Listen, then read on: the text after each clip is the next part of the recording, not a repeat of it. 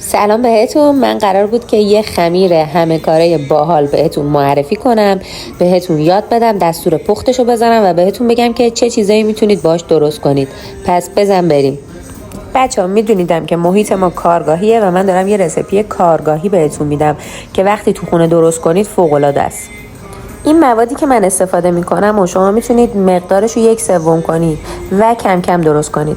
آرد 1 کیلو، آب 450 گرم، چیزای خشک، نمک، شکر، کرز، روغن مایه، خمیر مایه تر، اسپونست و یه دونه تخم مرغ. اینا همش یه خمیر همه کاره باحال بهت میده. چون شما توی منزل هستید ممکنه خمیر مایه خشک داشته باشید و خمیر مایه تر نداشته باشید. خمیر مایه خشک باید 2 برابر استفاده بشه. شاید هم فکر کنید اصلا خمیر مایه و اسپونست به چه درد من میخوره. شما یه مقدار تهیه کنید تو خونه داشته باشید. اگه علاقه‌شو داشته باشید من رسیپی بهتون میدم که بتونید کلی محصول باحال بزنید. نکته‌ای که اینجا هست اینه که من موادو دور آرد میریزم. سعی میکنم قاطیش نکنم تا بفهمم چیو اضافه کردم و چیو نریختم و موقع مخلوط کردنش اذیت نشم. تخم مرغ وسط آرد میشکنیم تا بتونیم راحت هم بزنیم. ما از خمیرگیر استفاده میکنیم ولی شما با دستم میتونید ورزش بدید. نکته مهمتر ریختن آبه. آب باید خیلی خیلی کم کم به موادمون اضافه بشه که خمیرمون شل نشه و به تست پنجره برسیم. تست پنجره رو توی پستای قبلیم کامل براتون توضیح دادم و گذاشتم. میتونید برید ببینید. وقتی خمیرمون آماده شد به این شکل در میاد. شروع میکنیم به چونه کردنش. من میخوام بهتون 4 تا محصول یاد بدم که هر کدومش چونه هاش فرق میکنه. چونه 200 گرمی، چونه 150 گرمی و چونه 120 گرمی. چونه کردنم هر جوری که یاد گرفتین و بلدین. البته من براتون یه استوری راجع به چونه کردنم میذارم حتما. شما میتونید روی سطحی که میخواین خمیر رو روش صاف کنین آرد بپاچید. ما چون سطحمون فلزی آرد نمیپاچیم. شما اینجوری آرد بپاچید روی سطح چوبی یا پلاستیکی یا هر جای دیگه که هست. مثلا اوپن آشپزخونه‌تون. اول از خاچاپوری شروع میکنیم. چونه 200 گرمیتون رو وردارین و یه ذره با وردن صافش کنین. بعدش ورش دارید ببرید روی سینی فرتون. خب میایم اینجایی که من اول ویدیو بودم. خمیر رو به شکل اشک در میاریم، یعنی دورش رو یکم کلوفتر میذاریم، اطرافش رو به شکل اشک در میاریم و توش رو خالی میکنیم برای اینکه میخوایم داخلش پنیر لبنه و پنیر پیتزا بریزیم. به این میگن خاچاپوری. یه نون گرجیه که بسیار خوشمزه است.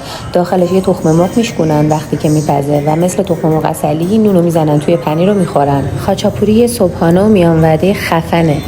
پنیر رو اینجوری یه حالت خوردی بهش میدیم و میذاریم وسط خمیرمون. بچه ببینید الان با 1 کیلو آرد تقریبا 3 تا خاچاپوری در اومده و بقیه محصولاتی که الان نشونتون میدم. یه ذرم پنیر پیتزا روش میریزیم و میذاریم برای استراحت.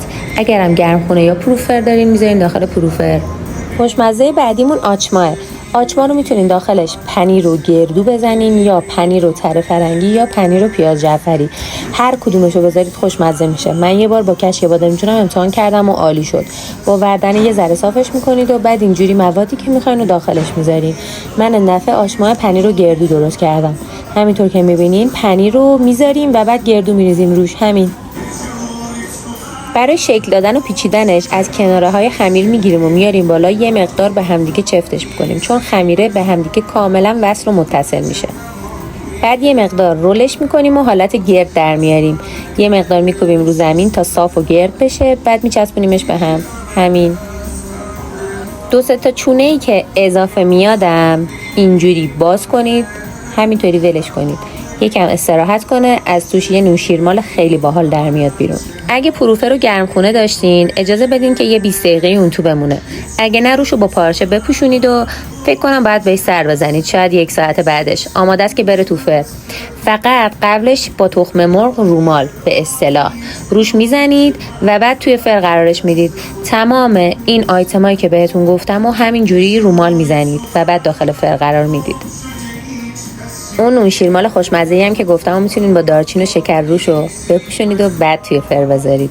نگم براتون که چه عصرونه جذابیه. میتونین 4 تیکه کرم اینجوری داخلش بزنین تا وقتی میرید توی فر بشه یه شیرمال کره‌ای باحال. حالا دیدین که با یه خمیر تونستیم چند تا آیتم خوشمزه و باحال برای صبحانه، عصرونه و یا مهمونی استفاده کنیم. برای اینکه داخل همه اینا رو میتونیم تغییر بدیم و چیزای مختلف بزنیم. اشترودلمون رو میتونیم پیتزایی کنیم. میتونیم داخل خاچاپوریمون سوسیس بزنیم. همه اینا شدنیه با همین خمیر همه کاره. امیدوارم که درست کنید، خوشتون بیاد و لذتشو ببرید. برای منم عکس بفرستید، خیلی باحالید و خیلی فعالید اگه اینو درست کنید. مرسی، دوستتون دارم. خدافظ.